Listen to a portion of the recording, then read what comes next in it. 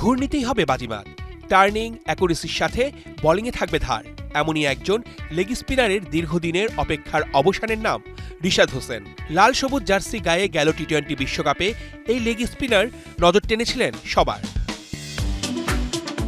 সাকিব আল হাসানের পর দ্বিতীয় বাংলাদেশি হিসাবে অস্ট্রেলিয়ার ফ্র্যাঞ্চাইজি লিগ বিগ ব্যাশে খেলার সুযোগ পেয়েছিলেন রিশাদ। নিলাম থেকে তাকে দলে ভিড়িয়েছিল হোবার্ট হারিকেন্স। তবে শেষ পর্যন্ত বিগ ব্যাশের আসরে ২২ গজে ঝড় তোলা হচ্ছে না এই অলরাউন্ডারের, যা হচ্ছে না তাসমান পারের দেশে। বিসিবি ২১ থেকে ২৮ ডিসেম্বর পর্যন্ত এক সপ্তাহ হোবার্টের হয়ে খেলার জন্য এনওসি দিয়েছিল এই লেগ স্পিনারকে।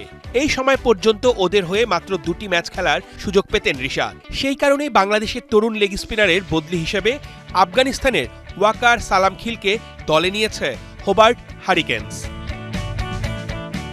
বিপিএল এর কারণে বিগ ব্যাশে খেলা হচ্ছে না রিশাদ হোসেনের। ঘরোয়া আসরই বেশি প্রাধান্য পাবে, সেটাই স্বাভাবিক। নীলফামারী থেকে উঠে আসা এই ক্রিকেটার নিজেকে প্রমাণ করেছেন প্রতিনিয়ত। বাংলাদেশের হয়ে বয়সভিত্তিক দল দিয়ে যার শুরু।